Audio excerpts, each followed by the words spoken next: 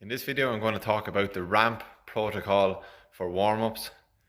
Okay, so warm-ups can be varied and can take lots of different directions with lots of different exercises and activities in them. But the most important thing about a warm-up is that it prepares you for the activity that you're going into. So whether that's a gym session or whether it's a sport or whether it's a marathon, your warm-up should get you ready for that. Okay, so the ramp protocol, the R stands for raise, the A stands for activate, the M stands for mobilize, the P stands for potentiation or potentiate.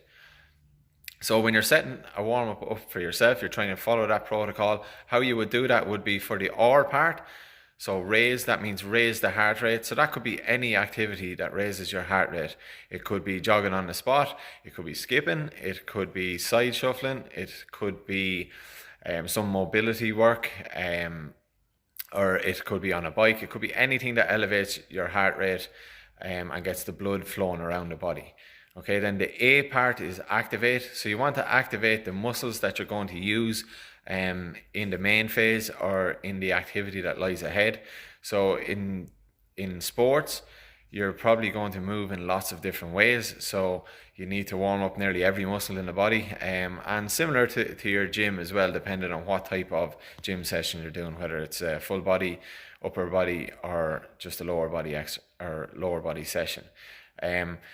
So with the activate, a good way to cover all bases is to go through some of the fundamental movements. So things like squats, hinges, upper body pushing movements like push-ups, pulls, something like rowing movements or some shoulder rotations, and then some type of core work. Just pick 2 exercises from that and do that, and that should hit the activate part.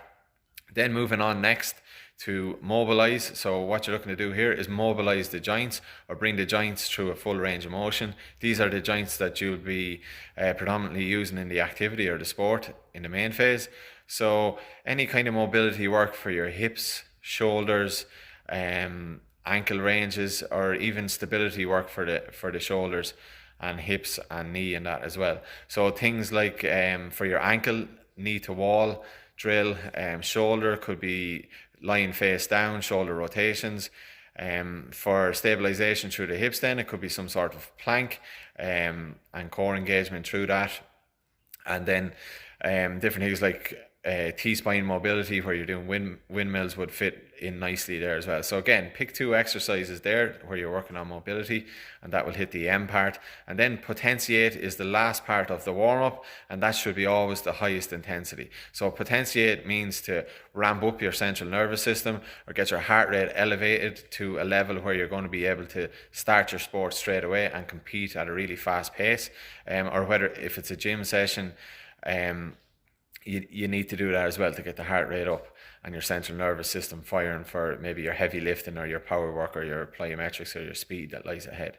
Okay, so things here could be an all-out sprint, a couple of those with appropriate rest in between. It could be something like jumping jacks. It could be skipping at a faster pace. It could be sprinting on the spot. It could be any kind of agility drill. It could be any jumping movements or hops, bounds, or throws. Something that's a little bit more explosive in nature and gets the heart rate up high. Okay, so that's the ramp protocol. You should be able to follow this for any type of activity. Okay, it's really important that you go through the right protocol for injury prevention and for preparing your body to perform at the highest level in the sport or in the session that lays ahead. Okay, thank you.